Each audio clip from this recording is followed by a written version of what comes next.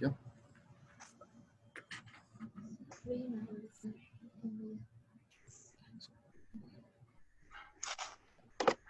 Use waiting. There's a guy who's just managing this Zoom from Mexico City. So since I don't know very well how to manage all this stuff, but he's helping me in just broadcasting this on Facebook and YouTube.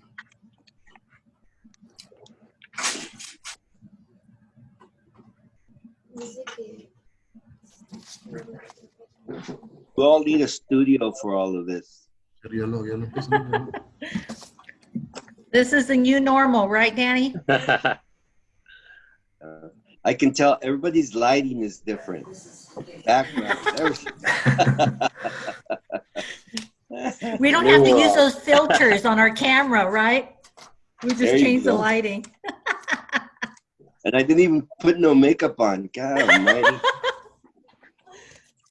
You're a brave soul. They usually powder my face. For obvious reasons. Leave it alone, please. Good call.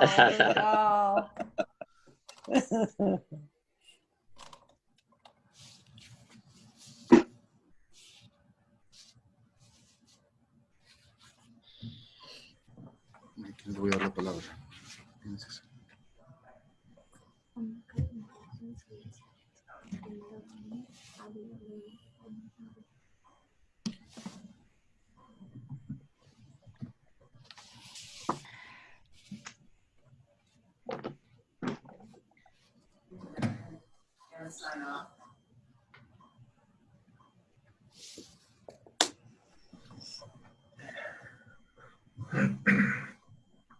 Hey, Glenn, I thought you were on earlier and I said happy birthday, and it turns out you were there. I'm here. Thank you. Thank you very much. Yeah, happy birthday, Glenn. I don't think I'm any wiser. I'm older, but I don't think I'm any wiser. When's your birthday, Glenn? April 20th. April 20th. Oh, my daughter's birthday. Oh, is that right? Yeah. Nice, usually a nice time of year. So I'll just check those out and I'll make all those out.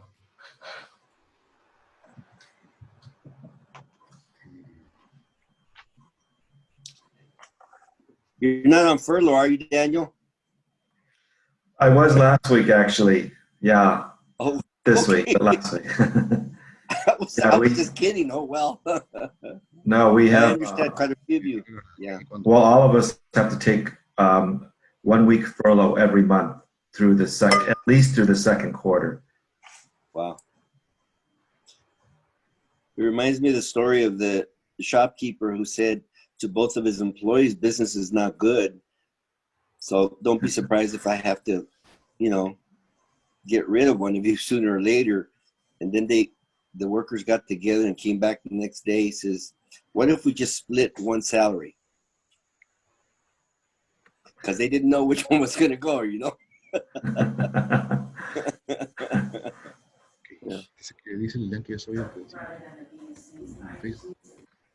That's what those alternating furloughs remind me of.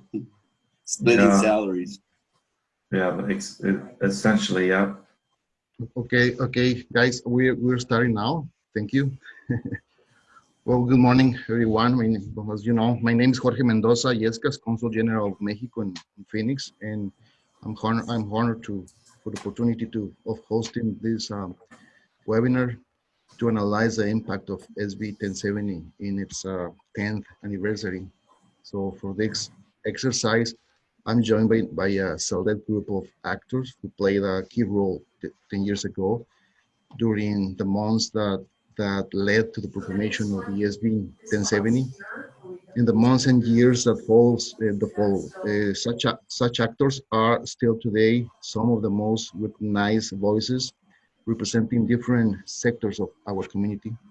So please join me in welcoming, and I'm going to read a little bit about their background. First, I would like to introduce State Representative Charlene Fernández. She's the minority leader at the Arizona House of Representatives. Minority Leader Fernández has been a member of the Arizona House of Representatives since 2015. She worked with Congressman Ed Pastor and served Governor Janet Napolitano at the Arizona Department of Environmental Quality.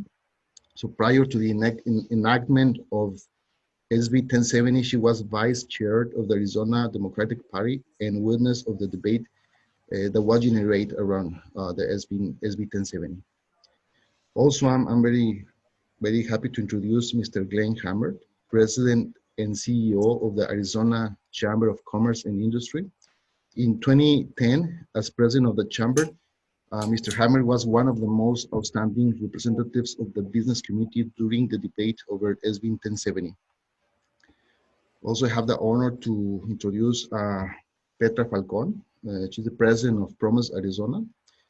As president of Promise Arizona in 2010, Petra Falcón played a leading role among the pro-immigrant organizations that, among other activities, mobilize the community, organizing vigils in front of the Capitol and other civil resistance activities during the debate of SB 1070. I would like also to introduce Mr. Daniel González.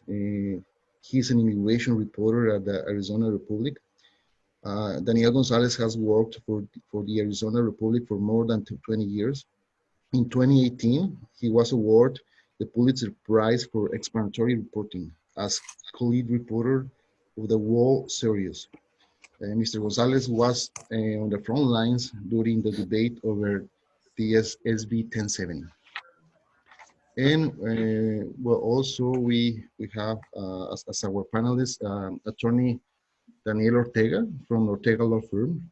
He's a legal advisor for the consulate for many years. In 2010, Daniel Ortega was chair of the board of directors of the National Council of La Raza, now Unidos US, and he's one of the most respected leaders of the civil rights groups. And thank you for joining us. And well, this webinar is just we would like to have some talk about and reflect about what was at that time and what was happening, and not just what the effects of the law have been, but also the consequences and the effects that it has in the social and the political and in the economic aspects. So thank you for being here. I would like first of all to can you give me this, Mr. I would like Mr. Daniel Ortega first. If you can tell us or share with us your perspective or your opinion about those years that precede the enactment of the SB 1070, and your legal opinion about the legal challenges on the constitutionality of the law. So, well, thank you first of all for inviting me to join you this morning, particularly with the panel that's before us. I'm honored to be a part of it. I think it's important to understand that SB 1070 didn't happen necessarily in 2010. SB 1070 started happening in the late 1900s. We're talking in particular the avid supporters of the English-only state and or legislation. It has its genesis right in that era. And it has its genesis too, and I'm sure Glenn can talk about the economics that of immigrants into Arizona and the reaction that people were having, particularly back in the early 2000s, where the Spanish language became more predominant. And so the genesis of SB 1070 really started back then. Then the next step that we saw was Prop 200. So between the beginning of 2000 and about 2004, this continued anti-immigrant sentiment began to grow and grow. Prop 200 had two areas in particular. One was with what I consider, and in my own words, an effort by the legislature back then to get involved in voter suppression, but they couldn't do it because Janet Napolitano and if I remember correctly, was there, and that was not going to get her signature.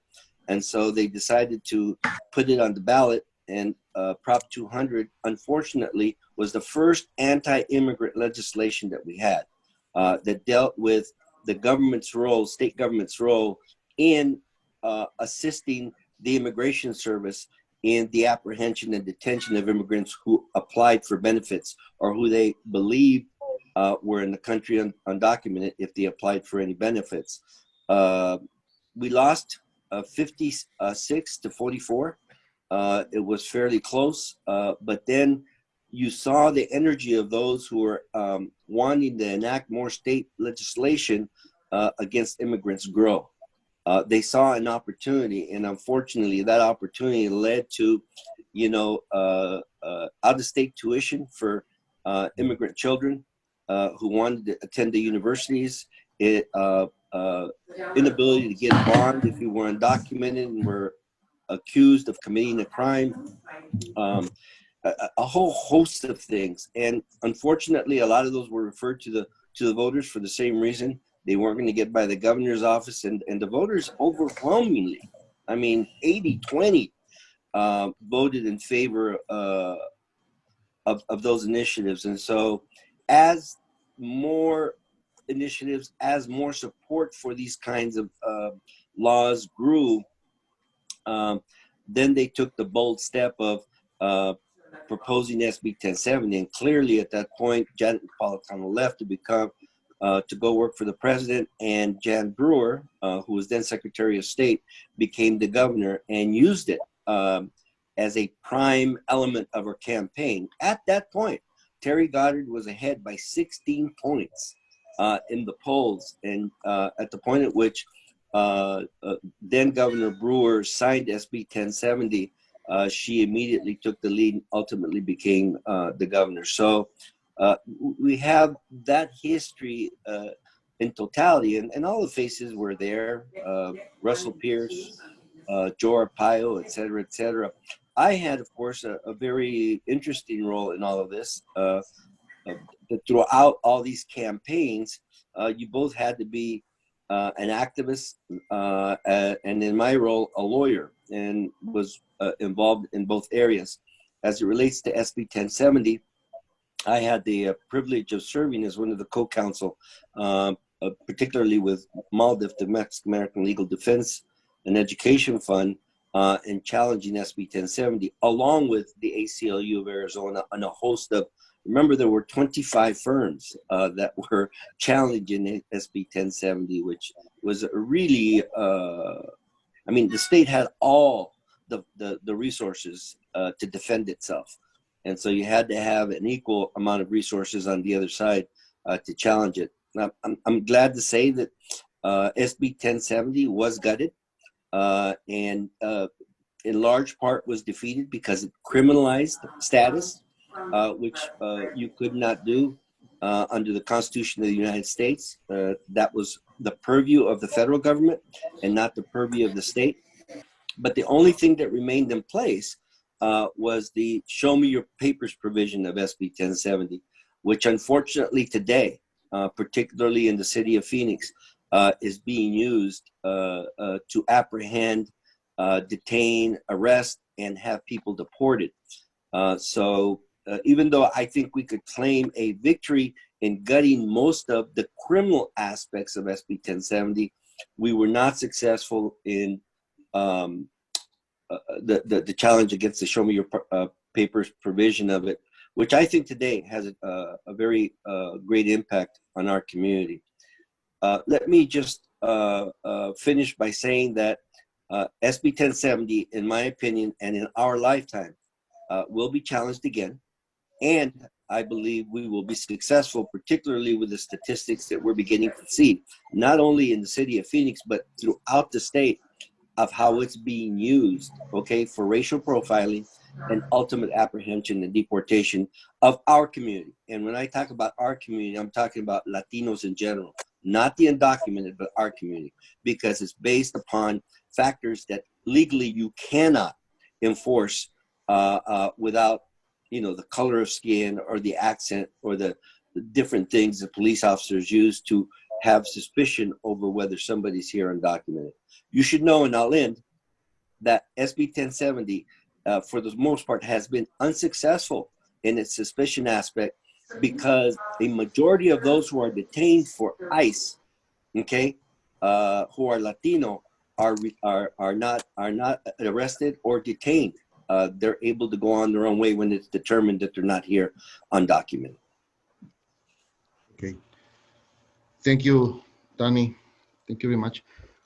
State Representative Fernández, you know, as you know, SB 1070 was considered the peak of the attrition through enforcement doctrine.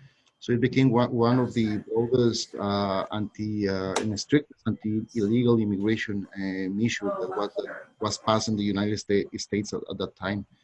So if you can tell us, according to your experience in the years that lead to SB 1070, in your perspective as a legislator, laws related to immigration enforcement.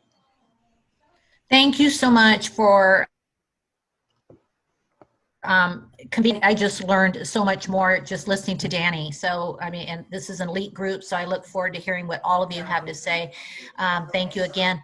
I was quite fortunate that I was also in a position as a school board member at that time. So I saw what happened to our schools, and I was in a rural area here in Yuma County, and we had parents that were keeping their kids home because of the fear that SB 1070 brought to every community in Arizona. And it didn't matter if you were here documented or undocumented, but there was a sense of fear. It was a reign of terror for our community. And what was important was that many of us, all of us, stood together. Like I said, I was a school board member. I was also involved with the Democratic Party here locally and statewide. It was at a time when I was just coming off the heels of working for the governor. This was a very, very racist bill that not only hurt our community like it is today with COVID-19 hurting us economically, it was in that same manner. I think about, I always try to put a positive spin on things that happen, but if you remember in 2010, there was only 13 Latinos serving us at the Arizona State Legislature. Only 13. Today, there's 23 of us standing strong, and there will be more. And this is one of the silver linings of SB 1070, because people band together. I wonder and shudder and think about what was in the minds of our politicians that we would let something like this happen. And Danny is correct. It just didn't happen the day that Governor Brewer signed that bill. It was many, many, many years in the making. And what it did was it taught us that we have to fight these things every single day. Every inequity that is happening to our community, that is happening in our schools, where some schools are funded better than others because of the makeup of the school, the demographics of the school. We have to be ever vigilant and make sure that something like this doesn't happen again. Economically, it took a long time for us to bounce back. I think that in many of our communities, like I said, I live in Yuma County. I go all the way to the international border with San Luis and Somerton as our largest Latino communities in this area. And they lost a lot of people that just decided to go back to areas where they came from, where they had already raised their kids here and brought their kids here. And we had educated those kids. This is the problem. We have to think, we have to be forward thinkers. If we are educating children, no matter what they look like, no matter who they belong to, no matter what their documentation looks like, if we're educating them from kindergarten to 8th grade, from 8th grade to high school, we cannot put up barriers to keep them from going to college. So hopefully we have learned from that time. Hopefully we are better. And I think a forum like this that you've brought together will remind us that we don't ever want to go down that path again. You know, that's about all I have to say. This is, like I said, a very, very important forum for all of us to listen to. I'm so glad that we're commemorating this day, because we should always remember, never forget, because if we do, there's a chance that we'll do this again. Thank you. Thank you, Charlene. Thank you very much for your comments. Glenn, just I'm going to ask you about your Sure. experience. The economic fallout of SB1070 made the business community one of the most important spheres during the months and years that follow the enactment of this law. So you became a leading voice of the business community.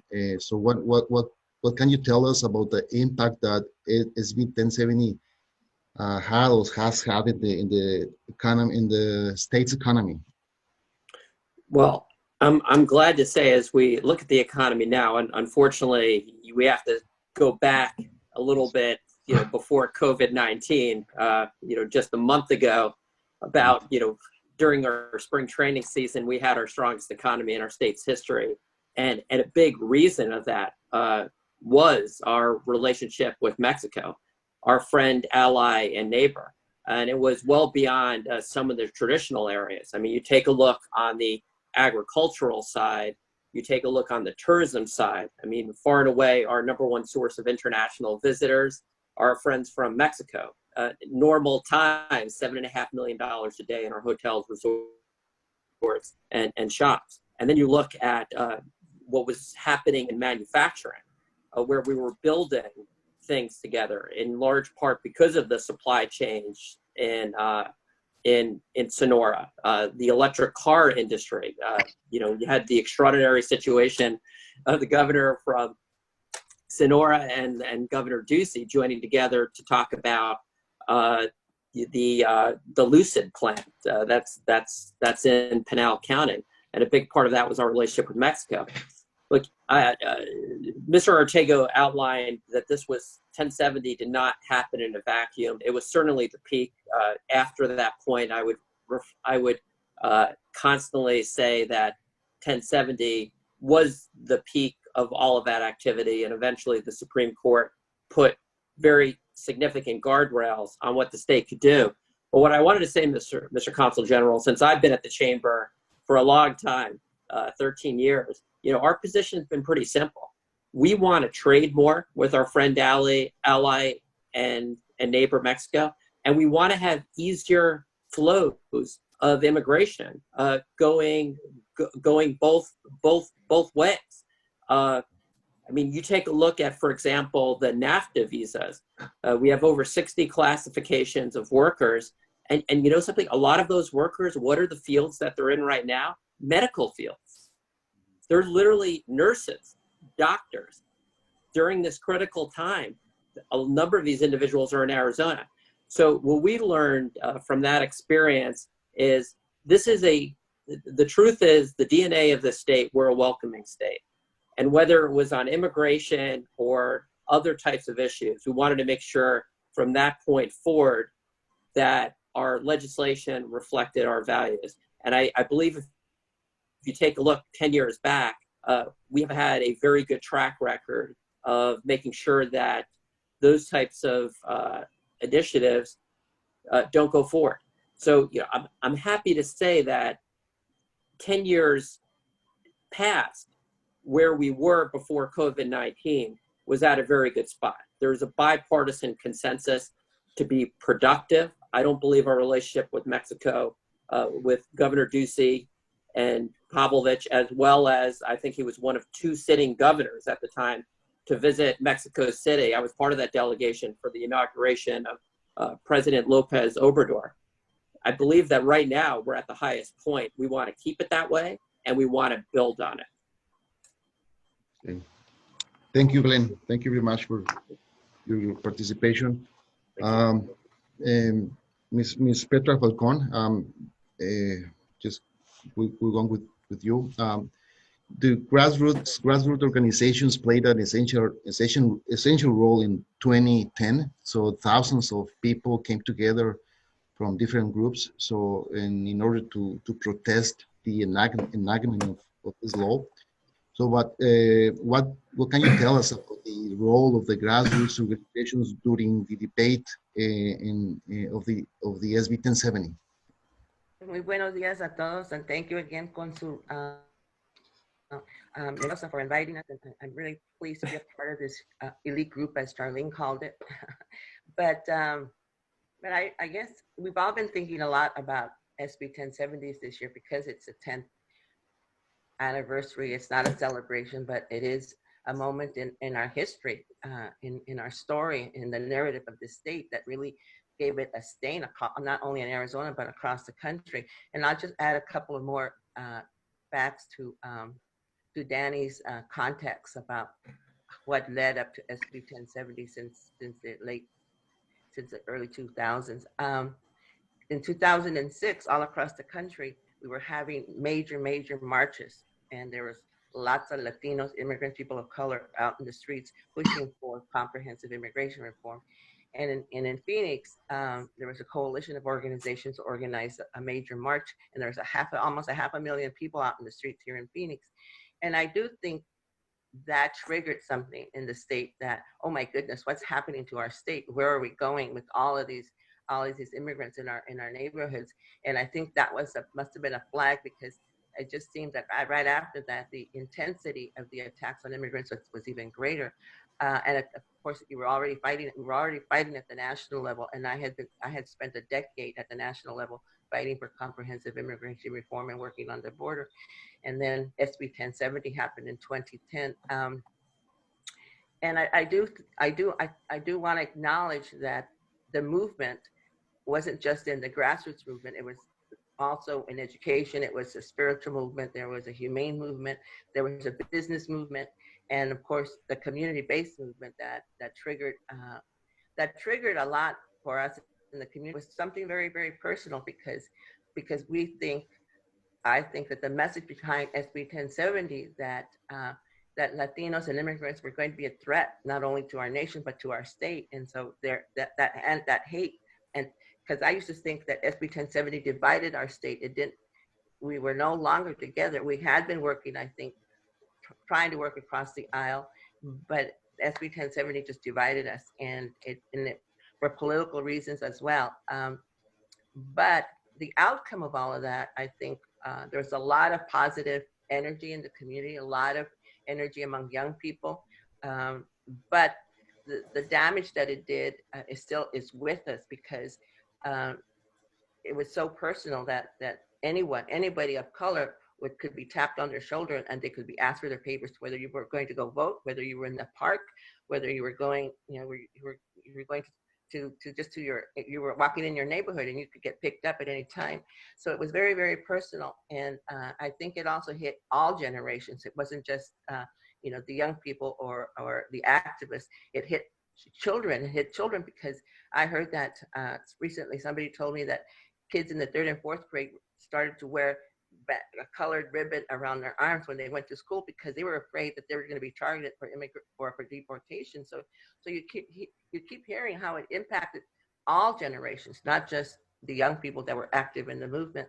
Veteran seniors were saying how ugly is our community becoming, and why is this happening in our country? We were veterans. We fought in the war. We defended our country, and here we are being tagged as immigrants and people that need to be deported, and we're taking jobs away from people.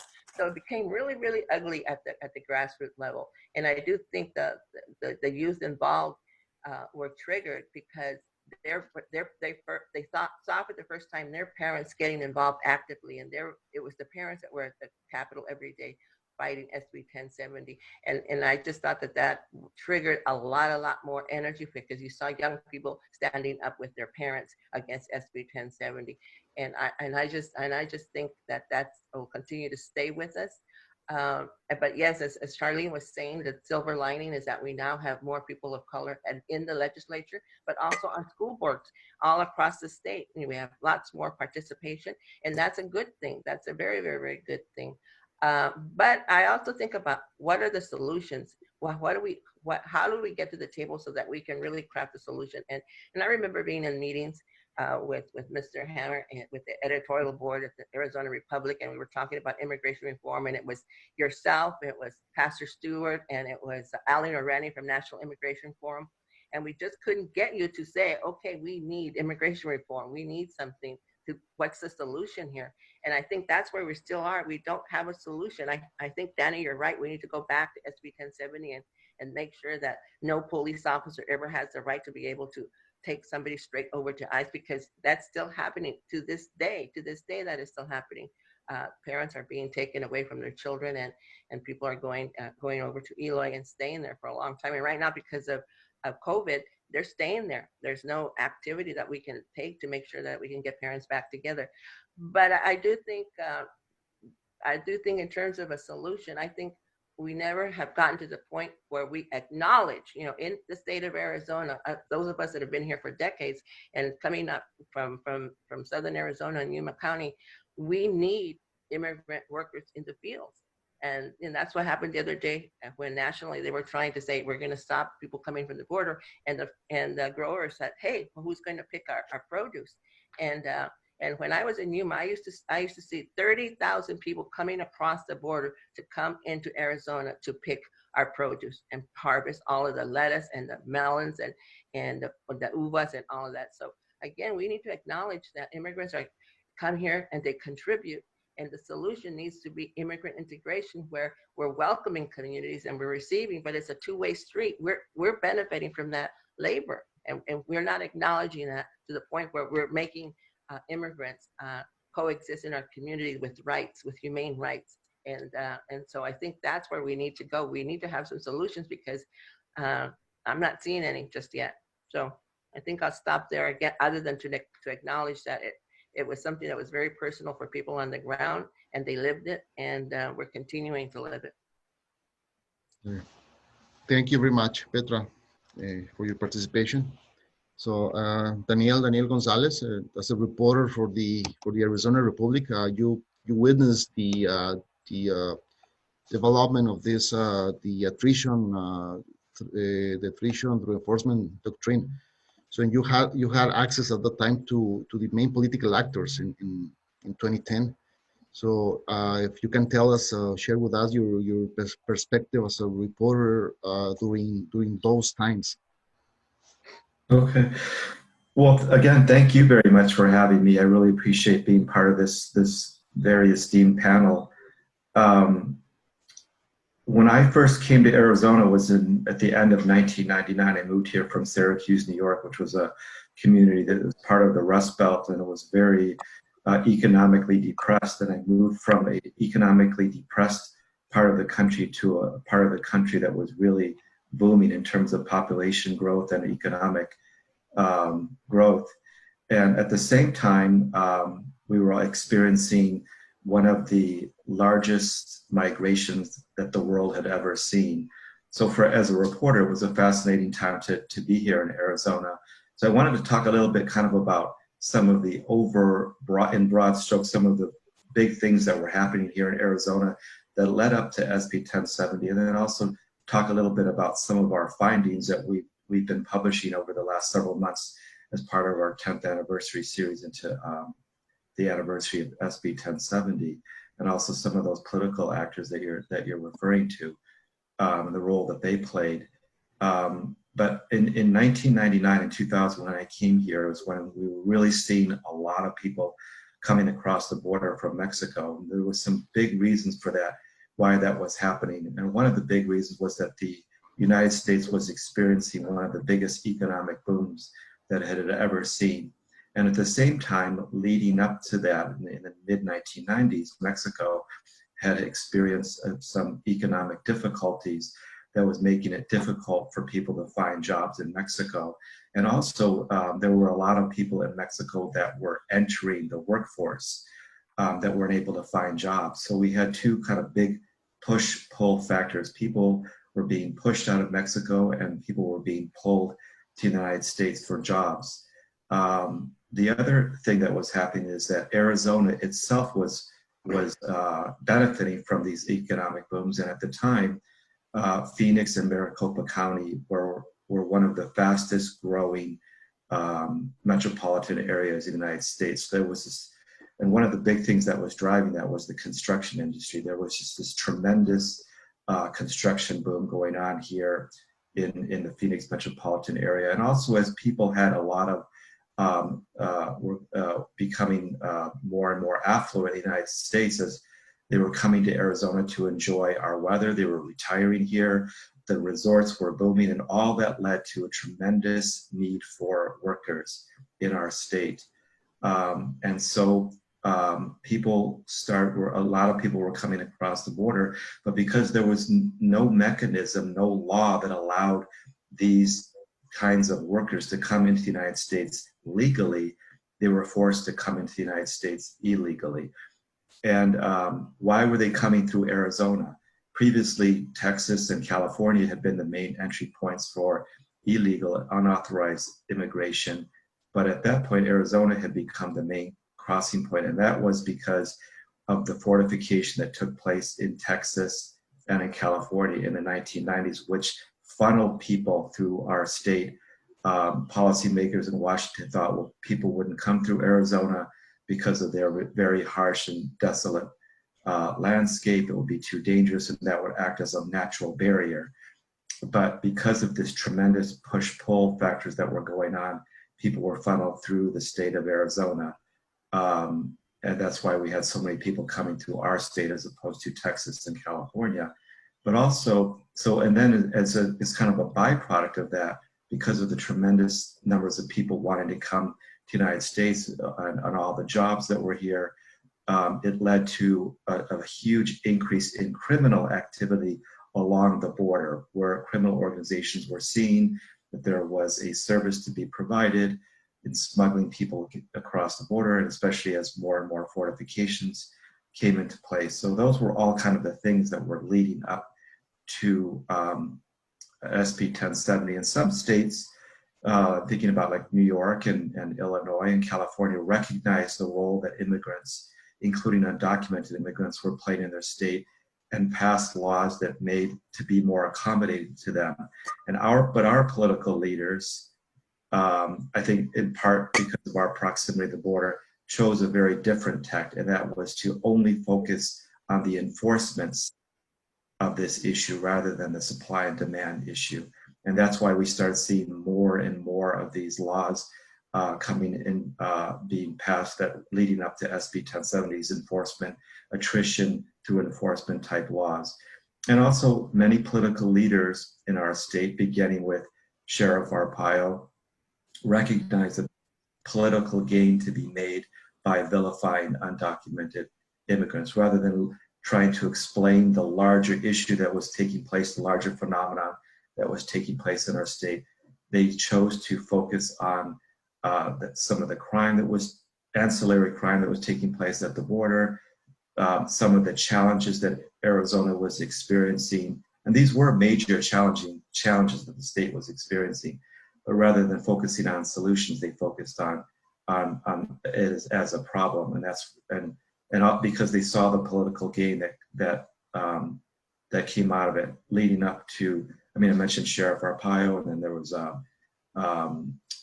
Senator Pierce and Andrew Thomas, the county attorney, and then Jan Brewer, who was in a tight race for governor leading up to during 2010. And then when she signed SB 1070, her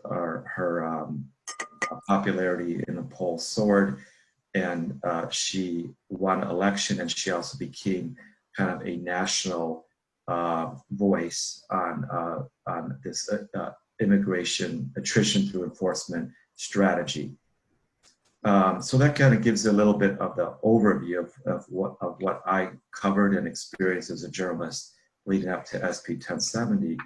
I wanted to just take a little moment to touch about some of the really kind of important findings that we found in our research and the 10th anniversary here. And I put together this very quick little PowerPoint, and I can share my screen if you want, or I can just kind of read from it. But in 2007, that was the peak of our undocumented population in the state. We got 500,000 people were undocumented. In 2010, when SB 1070 was signed, that undocumented population had dropped to 325,000. So that shows that already some factors were taking place to drive people out of the state, and that included some of those laws that were touched upon earlier, especially the E-Verify law that mandated all employers use E-Verify, and also the Great Recession was forcing people to leave the state.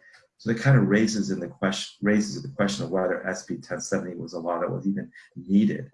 And then in 2017, our undocumented population had dropped all the way down to 227,000 people. Also now our undocumented population is much smaller in relationship to our overall population. In 2007, about 8% of the state's 6.3 million people was undocumented. That was about 1 in 12 people. In 2017, only about 3.8% of the state's 6.9 million people was undocumented. So down to about 1 in 25 residents. Arizona's rank in terms of undocumented population has fallen substantially since 2010 and since the peak in 2007. In 2007, Arizona ranked second with 8% of its population undocumented. That was the second highest proportion of any state. In 2017, it had fallen to ninth position. The old Arizona's Mexican immigrant population has also shrunk. We're talking about both documented and undocumented. From 2010 to 2018, Arizona's Mexican population grew by only 1.7%. During that same period, Arizona's overall population grew by almost 12%. So it shows that after SB 1070, our Mexican immigrant population is growing much slower. I have some other stats related to the population, but I want to move on to something else that some of the other speakers have talked about that I think is very important, and that was kind of the silver lining that you referred to, and that is how SB 1070 actually galvanized Latinos to run for office. And I did some digging into some of that data, and as some of the people have showed, in 2010, when SB 1070 was signed, Republicans held supermajorities in both chambers of the legislature. So in the Senate, it was 18 to 12 Republicans. In the House, it was 35 to 25 Republicans versus Democrats. In 2020, that gap has narrowed significantly.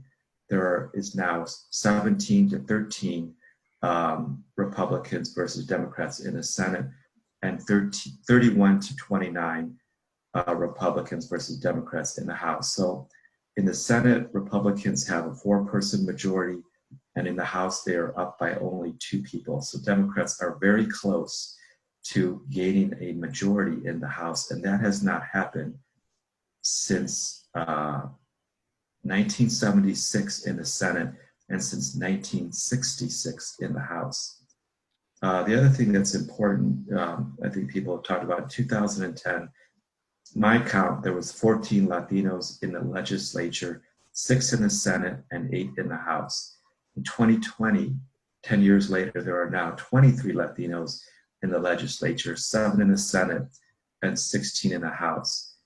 And that is largely because of the how SB 1070 galvanized Latinos to run for office, which raises the question of whether SB 1070 would ever pass in 2020. Most likely it would not. And if it did pass, it's unlikely, I think, that our governor would sign it. The other things, quick point out, the Phoenix City Council, there was only 1 Latino on the Phoenix City Council in 2010.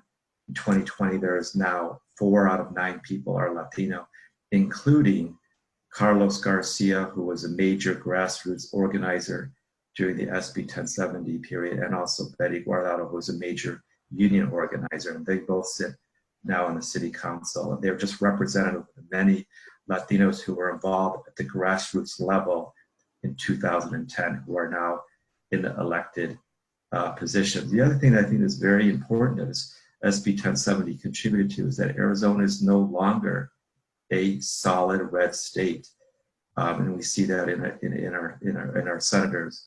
In 2010, both of our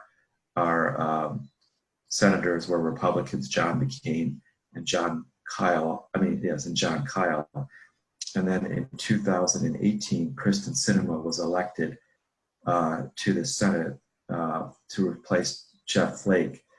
And that was the first time a Democrat had sat in the Senate since 1995. And it's very unlikely that Kristen Sinema would have won that seat without the support of Latina voters. So anyway, those give you kind of an overview of kind of the things that led up to SB 1070 and the major changes that have taken place since SB 1070 passed 10 years ago. But thanks a lot for listening to me. Thank you, Daniel. Thank you very much. We have some time left. Maybe someone may want to make a last participation as a conclusion. If any of you want to do it. Mr. Consul General, I would just say that, at this point in time, we're facing the most difficult economic period, not just this country, not just what Mexico is probably facing, possibly what the world has ever faced. We've never dealt with this type of situation before. And I do believe that one of the really important things that we could all do together is let's figure out a way, particularly the fact that the U.S.-Mexico-Canada Agreement, or TEMEC for our friends in Mexico, is about ready to take effect. What can we do along economic lines, along education lines, along cultural lines, and along immigration lines to build a more prosperous region? Because there's a lot of people right now that are suffering on both sides of the border, and unfortunately, that's probably going to get worse. And a big part of that, and I see and I appreciate the fine reporting of Daniel González over the years. Those are extremely important statistics, and the work of leader Fernández and Petra. I really appreciate how you framed things on the personal side, because there's a lot more than economic going on here. It's treating people with dignity and respect. But what can we build on? And to me, the obvious area on the Washington side is true comprehensive immigration reform that goes well beyond legalization.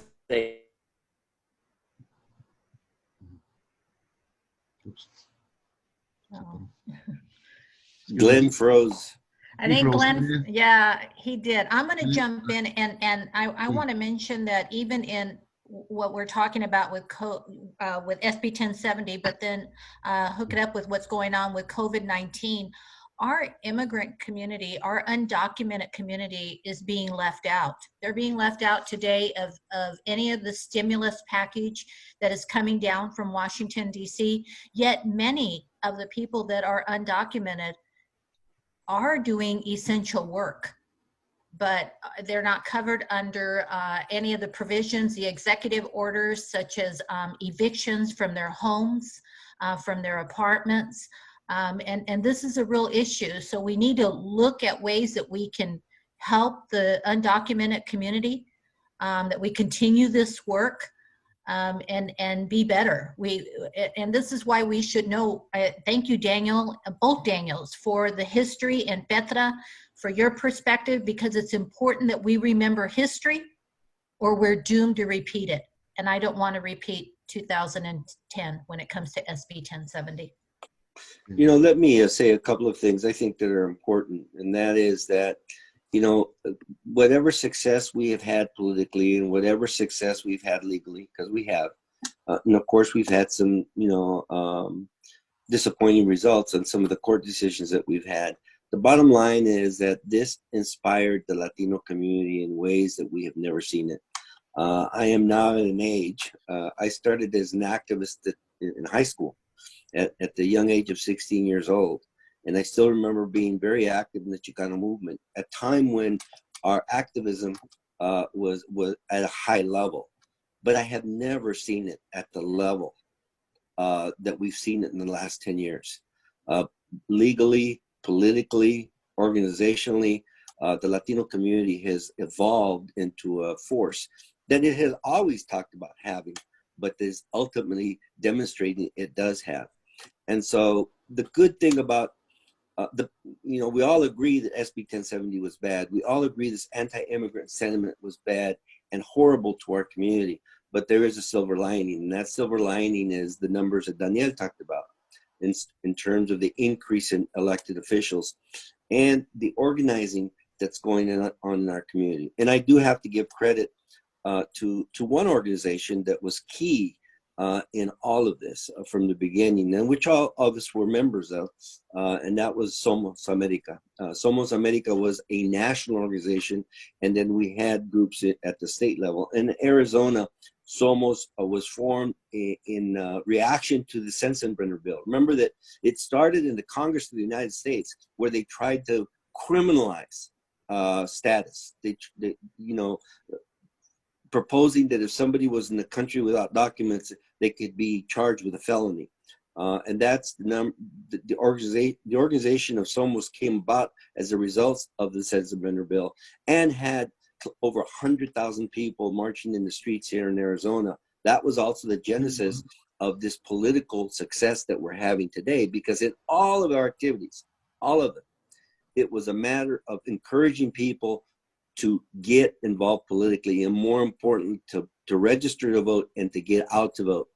And so, though we still mourn what's happening in this state and the relationships that we've held with this state, both personally and politically, but we can celebrate to some degree the successes that have come as a result of, and nobody said it, and everybody's being very political about it, the hate environment that was created in the 2000s in Arizona. And hopefully, and in conclusion, we can learn to live with each other on a more equal basis, because the power is a little better.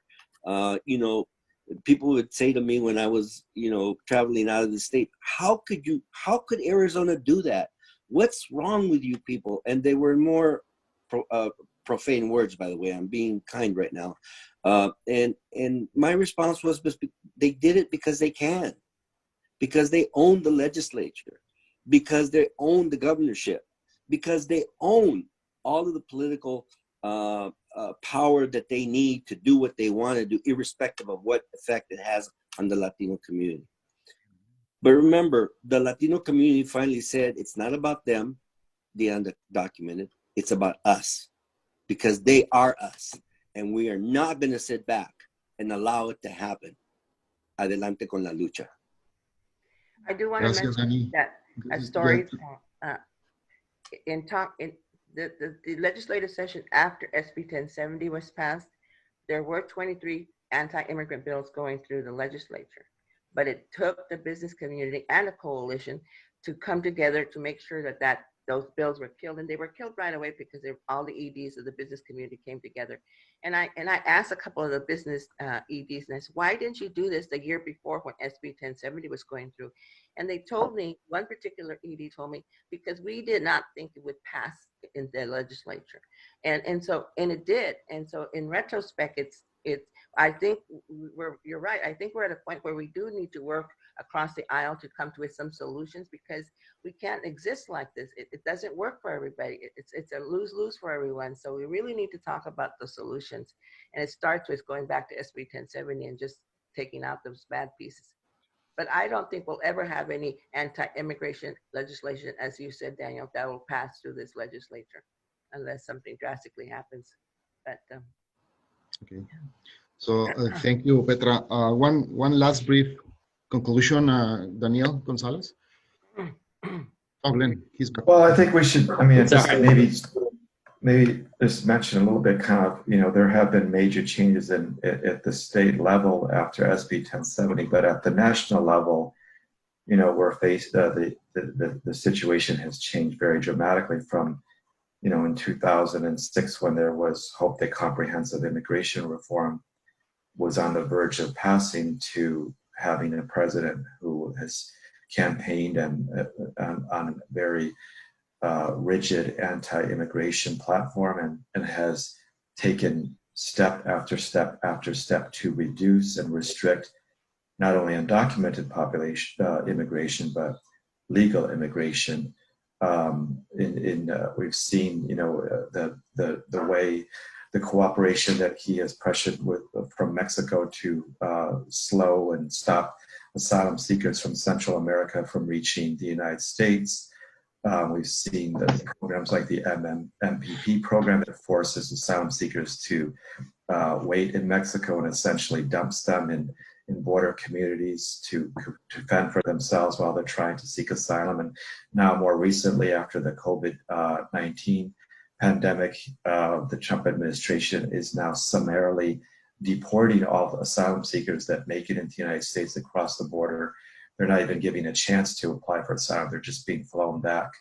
And then this week, we saw that using the COVID-19 as a pretext, the president is now going to temporarily suspend people from seeking green cards who are trying to come to the United States. So these would be relatives of U.S. citizens and legal permanent residents in the United States who are trying to bring their relatives here, who are now going to have to be waiting in limbo.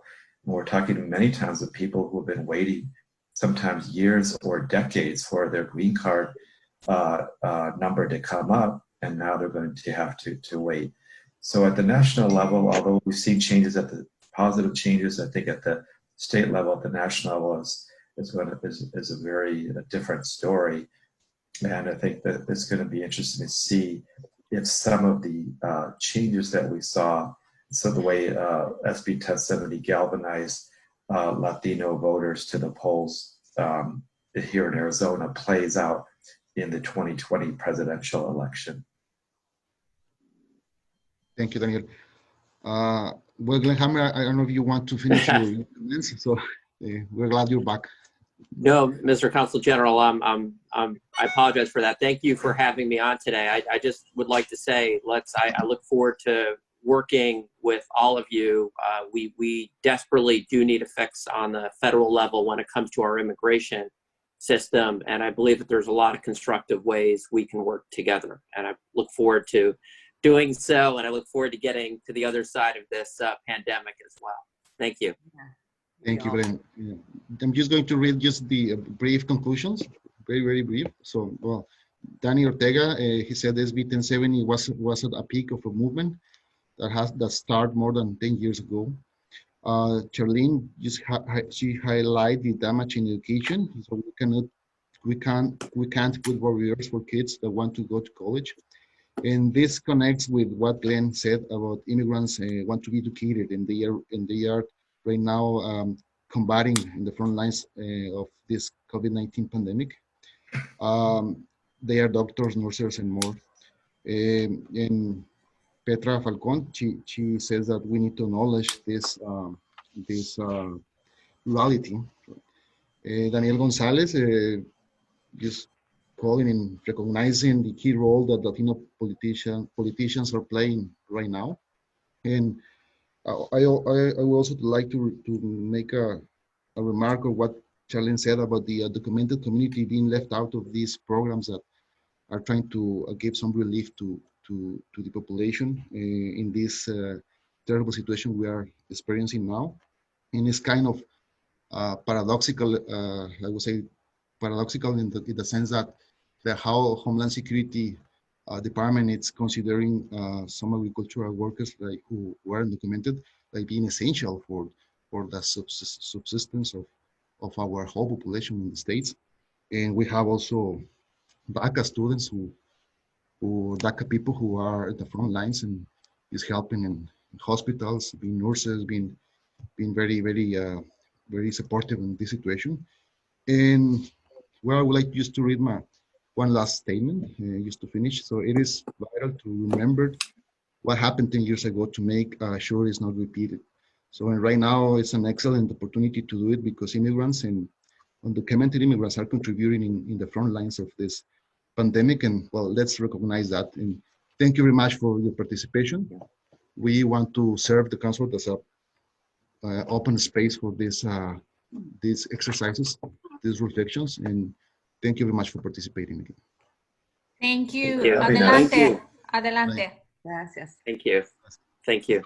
Thank you very Be much. safe, everybody. Be safe. Thank you. Thank you, Petra. Yes, you Bye. too. Thank you.